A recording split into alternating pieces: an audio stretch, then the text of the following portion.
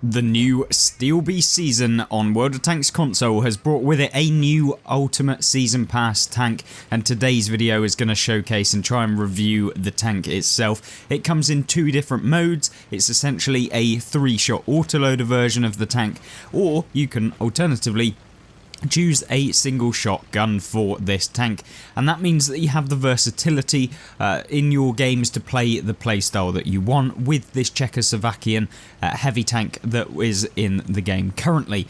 Now, if you want to actually get this within the game, it's going to cost you 6,000 gold to be able to unlock this as part of the Ultimate Season Pass.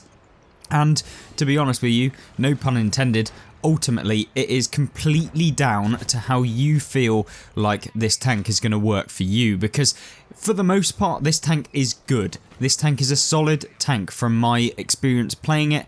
There are definitely some things that I would like to have seen change with the tank, but I feel like overall you're definitely going to be able to have some good games.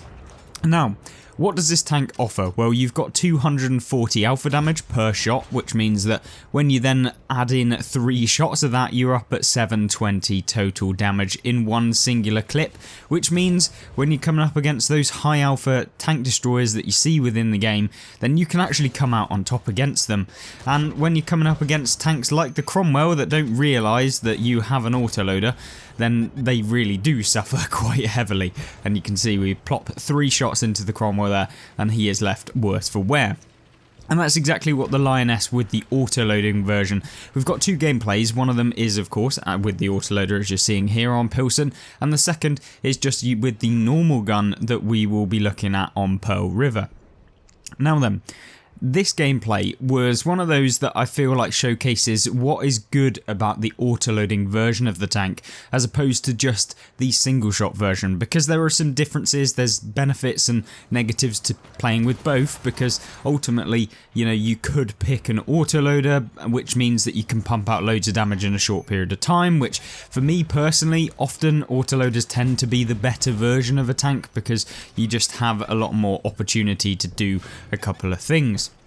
Now, one thing that you actually noted there, if you've been watching the gameplay, is that the Skoda T45, I believe that this is, actually managed to bounce AT29 on the turret, which means that the armour does actually work in some regards. Now, you'll know Object 279E, you're probably going to get penned if anyone kind of has the right kind of mentality, anyone has a little bit of a brain and they go for your lower plate, or maybe they try and go for the side of the tank, then you're going to find it very difficult. And you can see here we've been pipped there from someone camping over on the opposite side. Not really too surprised there. We do have a fairly weak turret, I should say, when you kind of become unangled, and you can often end up taking quite a few rounds. And if you're coming up against similar sort of level players, often dependent on the tank that you're coming up against, if you're coming up against high alpha damage tanks, you really end up kind of being on the back foot, so to say. Now then, one thing that I always love about autoloaders is exactly this scenario where you feel like whatever happens, they really are at a significant disadvantage, and unfortunately we take a nice chunky hit point, 400 worth of damage from the opposite side, and it looks like we're probably going to take another one, which we do, and it's probably the STRV. Like, for the most part, that tank is pretty disgusting. It has about 400 alpha, and we managed to bounce around off the turrets, so showcasing once again that the armor model of the Lioness actually works. And this STRV is just continually trying to blind fire us, so we're just going to leave. We don't want to get caught out and hit somehow blind against him, because that could come out catastrophic. Now, it's looking like in this game we're at a bit of a disadvantage, because now I'm effectively a one-shot for anyone on the enemy team. We've only got 237 hit points, and the armor model, for the most part, if you are out in the open or you get caught out, is not that good, which means that, yeah, you probably are going to get penned if they manage to catch you out. So you only really want to expose your turret armor, because ultimately that is the strongest part of the tank in terms of armor wise, and we definitely don't want to be bouncing off a Jagdpanzer IV. Batch 12T, kind of coming forward, puts one round into him. We only have one left, and now the bat chat is kind of scared. He doesn't want to come out. Luckily, we are kind of reloading, but he doesn't know that, which is always good. And then we can basically try and avoid taking any more shots in between the reload. And you'll note that the reload of the autoloader is 15.9 seconds, which is like, that's a long reload for a tank that only does 700 alpha. And that is kind of where the autoloading version of the tank can be quite difficult, especially when you factor in that actually you're going to have to play quite well and make sure that you are reloading as and when you need to, and making sure that you're not being completely silly. And often, because of the intricate reload of the tank, you can't pump out all three without potentially taking a hit back from the tank that you're looking at. Hence why we didn't just try and put all 3 rounds into the hammer there whilst he was advancing towards us, because I just don't think that the version of the tank is going to be able to pump out damage consistently. And I feel like often a lot of people are going to complain about this tank having very little armor in terms of the hull armor of the tank, and also with the fact that most people are going to struggle with the kind of the gun. I mean, like, it's very, very accurate for a autoloader. You're not really going to bounce too many rounds, which means that you can be quite good. And unfortunately for us, we don't manage to hit that shot on the side of the Guardian here. And this is where it becomes quite difficult for us as a autoloader, is once you've missed a couple of shots, or once you've missed maybe one shot, you kind of have to commit, because if you don't commit, you're then going to be left with a couple shells in your magazine, and then you're not going to be able to dish out a decent chunk of hit points onto the opponents.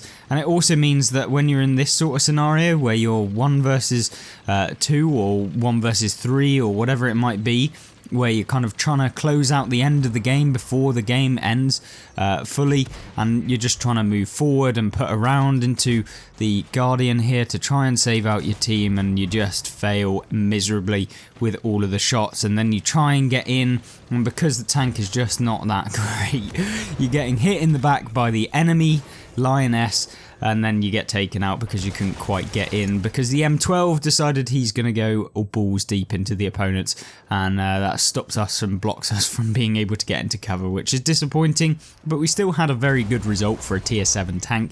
3,626 damage is no terrible game. You're certainly going to be able to make silver.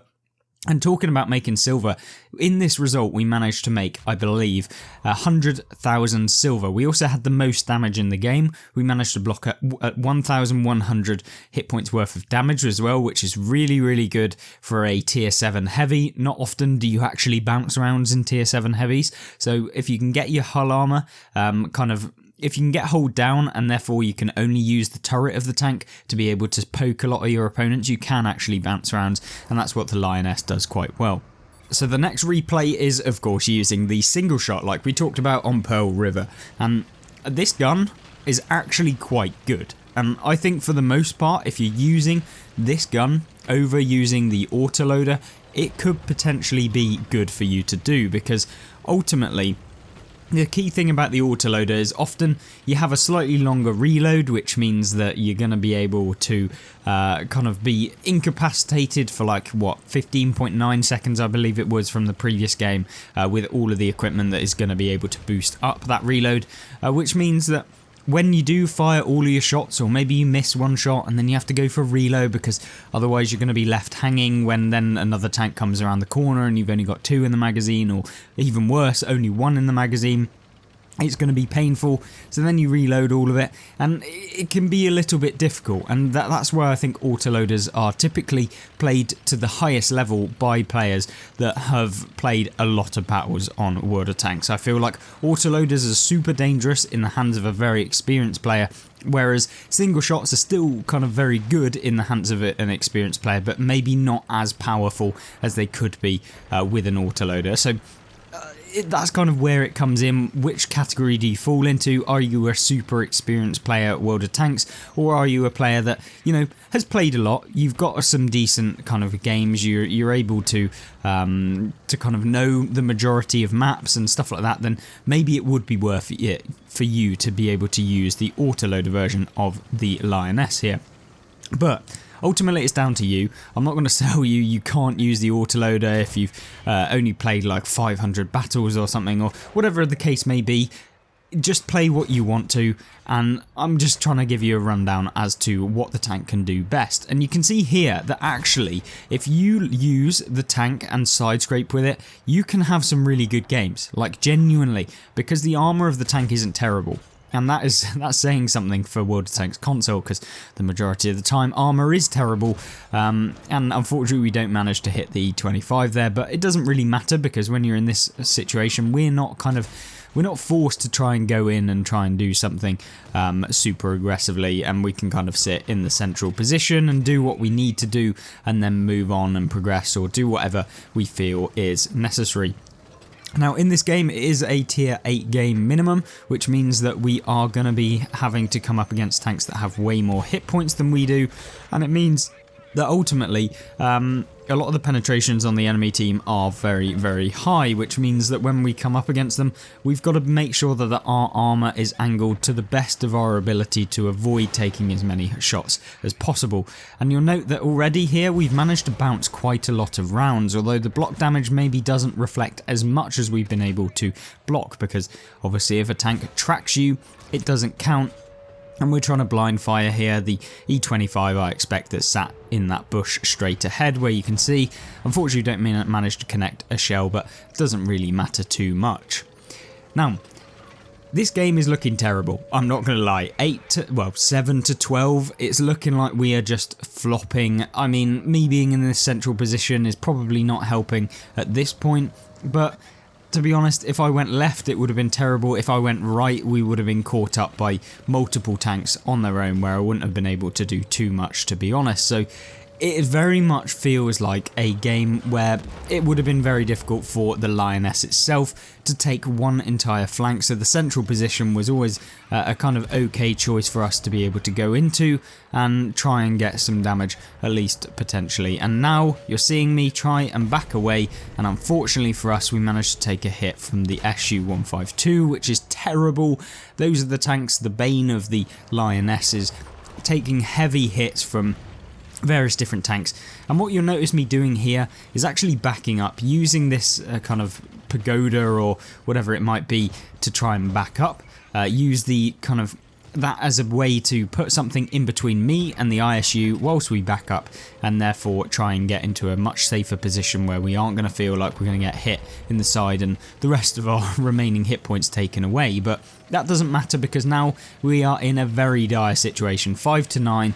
The majority of our tanks are kind of on fairly low hit points. We're not looking like we're going to be able to stomp the opponents. We're probably going to come up against a brunt force or a brute force of the remaining hit points of the enemy team as they kind of advance towards us.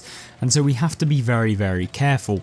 And being careful is obviously something that the Lioness doesn't do too well, because it's fairly boxy and you can end up taking quite a few hits. Now, talking about taking hits, luckily we managed to bounce a ton off of, from the T69, and now it's time for us to actually push forward. We need to take him out whilst he's on reload. The 53 TP on our team helps us out at least a little bit with trying to remove the remaining hit points off of the enemy tank here. Now what we can do is focus on the hammer, and in this sort of scenario the Lioness becomes really, really fun, because ultimately what you can do is you can get hold down, and although we're overexposing, we made a few misplays here which is disappointing, but doesn't matter too much. We can now push this T69 who's decided to obviously come up with us. We managed to take him out of the game, and now we're in a scenario where we can kind of just push a lot of damage onto the remainder of the opponents here to try and get them out of the game.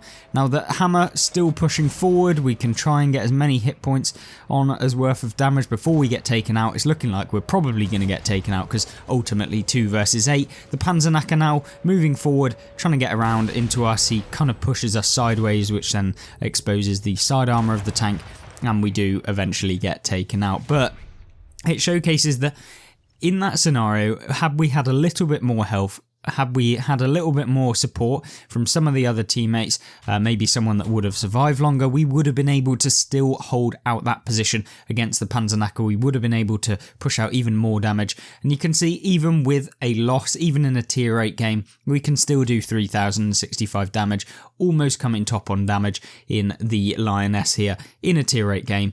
And it kind of showcases that you can still have good games regardless of the autoloader version, regardless of the single shot. It's just about personal preference, what experience you already have with the both variants, and then kind of making it up yourself what you want to do with the tank.